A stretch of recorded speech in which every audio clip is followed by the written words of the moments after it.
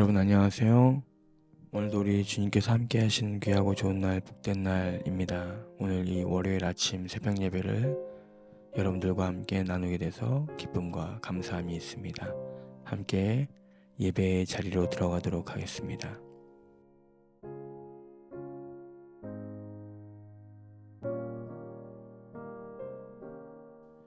기도하겠습니다. 은혜로우신 하나님, 오늘도 감사를 드립니다. 오늘도 주의 은혜와 사랑 가운데 우리에게 단잠 재워주시고 또한 오늘 하루를 시작할 수 있도록 우리를 지켜주시고 인도하여 주신 하나님께 감사를 드립니다. 하나님, 우리들을 의로운 길로 인도하여 주시고 바른 길로 인도하여 주시사 하나님의 뜻 가운데 우리로 살아갈 수 있게 하시고 하나님의 영광을 드러낼 수 있게 하여 주시옵소서. 하나님이 부르시는 초대의 자리에 우리로 기쁨과 감사함으로 갈 수 있게 하시고 하나님께서 허락하신 일들을 이 땅에서 드러내며 살아갈 때 담대하고 감사함으로 나아갈 수 있게 하옵소서. 오늘 말씀 묵상을 하며 주님을 더 알아가기를 원합니다. 2000년 전에 주셨던 말씀을 오늘 우리에게 더하여 주옵소서. 감사와 찬양과 영광을 받아 주옵소서. 예수님의 이름으로 기도드립니다. 아멘. 오늘 말씀은 마태복음 22장 1절부터 14절까지 말씀입니다. 제가 봉독해 올리겠습니다. 예수께서 다시 비유로 대답하여 이르시되 천국은 마치 자기 아들을 위하여 혼인잔치를 베푼 어떤 임금과 같으니 그 종들을 보내어 그 청한 사람들을 혼인잔치에 오라 하였더니 오기를 싫어하거늘 다시 다른 종들을 보내며 이르되 청한 사람들에게 이르기를 내가 오찬을 준비하되 나의 소와 살찐 짐승을 잡고 모든 것을 갖추었으니 혼인잔치에 오소서 하라 하였더니 그들이 돌아보지도 않고 한 사람은 자기 밭으로 한 사람은 자기 사업하러 가고 그 남은 자들은 종들을 잡아 모욕하고 죽이니 임금이 노하여 군대를 보내어 그 살인한 자들을 진멸하고 그 동네를 불사르고 이에 종들에게 이르되 혼인잔치는 준비되었으나 청한 사람들은 합당하지 아니하니 내 거리 길에 가서 사람을 만나는 대로 혼인잔치에 청하여 오라 한대 종들이 길에 나가 악한 자나 선한 자나 만나는 대로 모두 데려오니 혼인잔치에 손님들이 가득한지라. 임금이 손님들을 보러 들어올새 거기서 예복을 입지 않은 한 사람을 보고 이르되 친구여 어찌하여 예복을 입지 않고 여기 들어왔느냐 하니 그가 아무 말도 못하거늘 임금이 사환들에게 말하되 그 손발을 묶어 바깥 어두운 데에 내던지라. 거기서 슬피 울며 이를 갈게 되리라 하니라. 청함을 받은 자는 많되 택함을 입은 자는 적으니라. 아멘.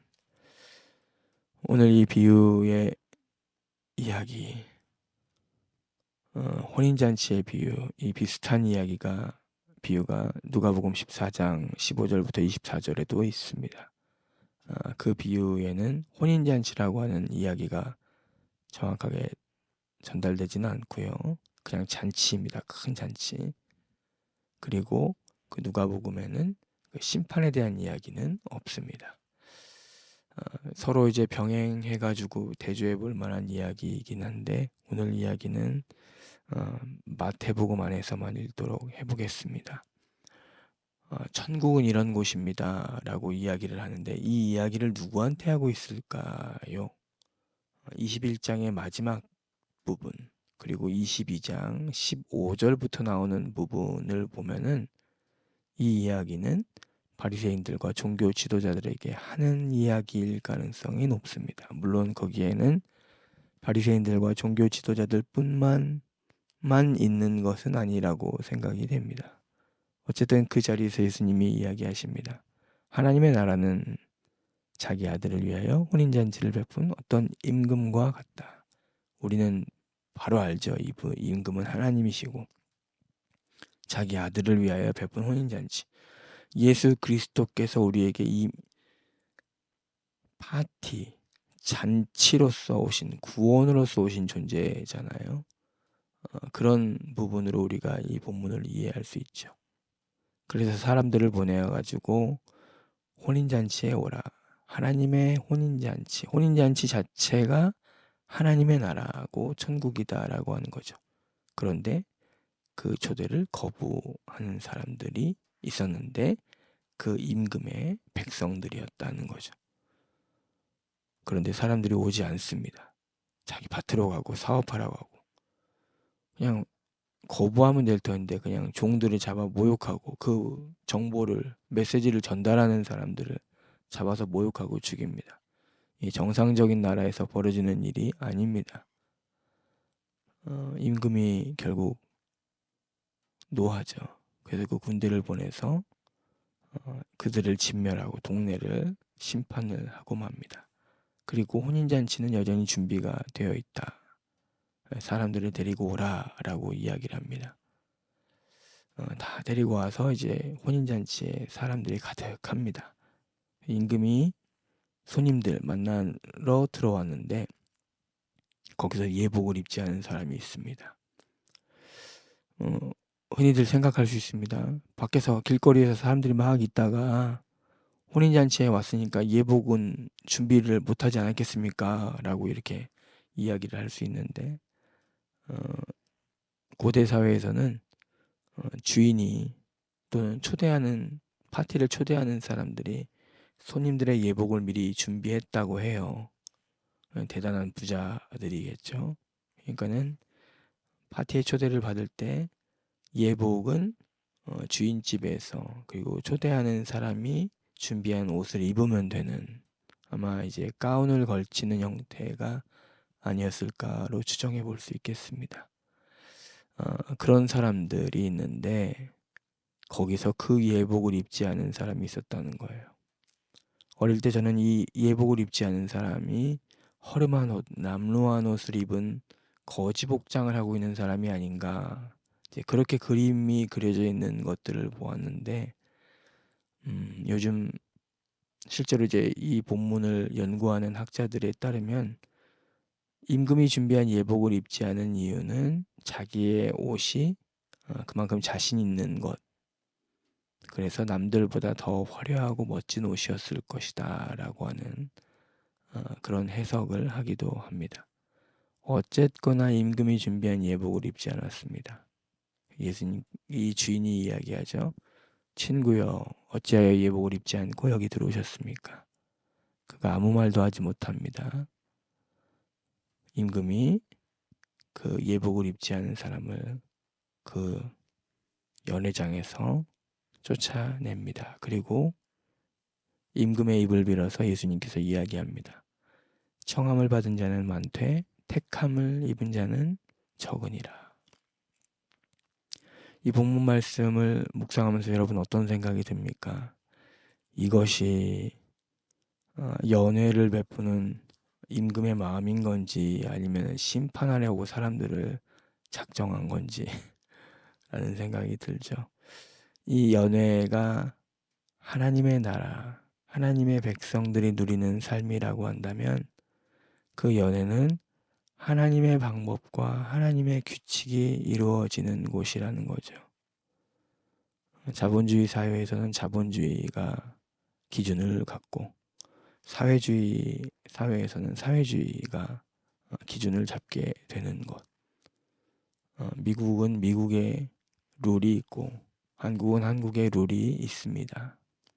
각 교회마다 교회가 가지고 있는 고유의 전통이 있으며 특징들이 있죠. 그 가정도 마찬가지도 모든 가정이 동일하다고 볼 수는 없습니다.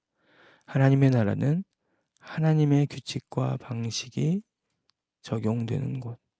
그런데 그곳은 어느 누구나 갈 수 있는 곳.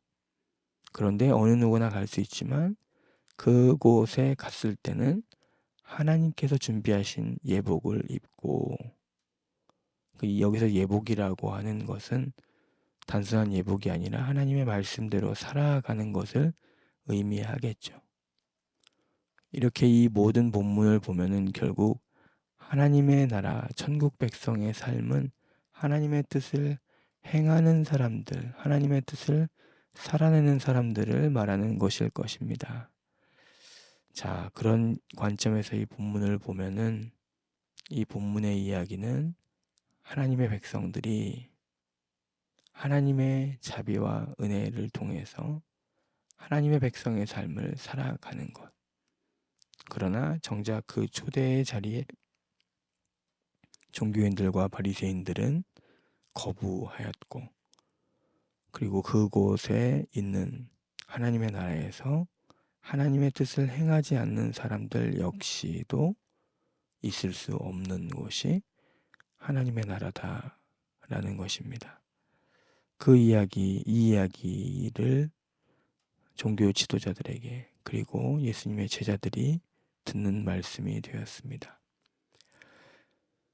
오늘 이 시대를 살아가면서 이제 2000년이 지난 지금 시점에서 오늘 이 이야기가 여러분들과 저에게 의미하는 바는 무엇일까? 우리는 모두가 고백합니다. 내세에 우리가 이 땅에서 생을 다하게 될 때 우리는 하나님의 나라에 들어가서 살게 될 것입니다. 그렇죠. 우리가 모두 믿죠. 그러나 동시에 우리는 이 땅에 살면서 내세뿐만이 아니라 현세에서 하나님의 은총과 사랑을 직간접적으로 경험합니다. 교회라고 하는 공동체가 그 상징적인 의미를 가지고 있죠. 어느 누구든지 오라. 와서 하나님의 백성으로 삶을 사는 것. 그런데 하나님의 백성으로 산다는 것은 하나님의 뜻을 행하는 거죠. 마치 미국에 와서 미국 법을 지키는 것.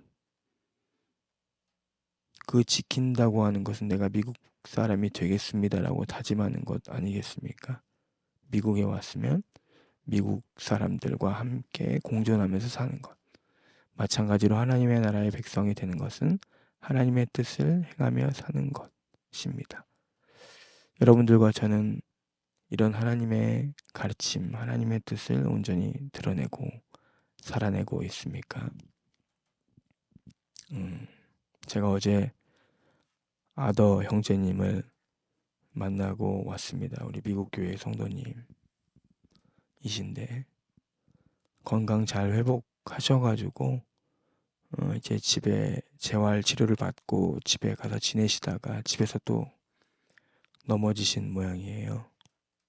그래서 다시 수술을 받고 핵현색 병원에 입원해 계셔가지고 어제 제가 찾아뵀을 때 주무시고 계셨는데 제가 아더가 연주한 노래를 틀어줬어요. 근데 이제 자연스럽게 깨서 저를 반갑게 맞아주시면서 많은 이야기들이 있었는데 그런 얘기가 기억에 남습니다. 목사님, 하나님이 계시겠죠? 천국은 있는 거겠죠? 제가 대답해 줬어요. 천국은 있고요. 하나님 계세요. 지난 40년, 50년 넘게 연합감리교회 교인으로서 복음을 증거하는데 참여를 많이 쓰고 직간접적으로 도움을 나누었었던 아더 형제님. 물론 그분이 이제 성정이 아주 독특하셔서 아주 독특하세요. 그래서 참 쉽지 않은 분이시기는 합니다. 그런데 어제는 너무 지치고 힘들어서 그런지 그런 모습들도 없고 정말 겸손한 마음으로 계셔서 손을 붙잡고 손 잡는 것도 별로 안 좋아하시는 분인데 손 붙잡고 기도해드리고 하나님의 나라, 변하지 않는 하나님의 나라, 현존하는 하나님 나라, 우리가 이 땅에서 연수를 다하고 가는 하나님의 나라에 대한 이야기를 잘 나누었습니다. 오늘 여러분들과 저는 혼인잔치에 초대된 백성들이기도 하고 동시에 길로 나아가서 하나님의 하신 일들을 나누는 사명자로 부름을 받았습니다. 오늘 여러분들이 만나는 사람들 가운데 혹여라도 이 혼인잔치에 초대가 되어야 될 사람들, 하나님의 구원의 은총을 맛보고 누려야 할 사람들이 있을지도 모릅니다. 그런 사람들에게 여러분 하나님의 그 선하심과 의로우심, 아름다움을 나누고 증거할 수 있기를 바랍니다. 제가 오늘 녹음을 하나 열심히 해가지고 편집을 하다가 뭔가 잘못됐어요. 그래서 다시 녹음을 하는 겁니다. 참 많은 이야기를 나누고 싶었는데 이 정도까지 나누도록 하겠습니다. 오늘 말씀을 묵상하고 기도하실 때 여러분 구원받은 하나님의 백성들 하나님의 뜻을 온전히 이루어낼 수 있게 도와달라고 기도해 주시고 또 오늘 하루를 살아가시면서 만남의 복을 허락하셔서 하나님께서 여러분들을 통해서 만나시는 사람들에게 하나님 그리고 하나님의 마음을 드러내고 나눌 수 있기를 바랍니다. 함께 말씀 묵상하면서 기도하는 시간 갖도록 하겠습니다.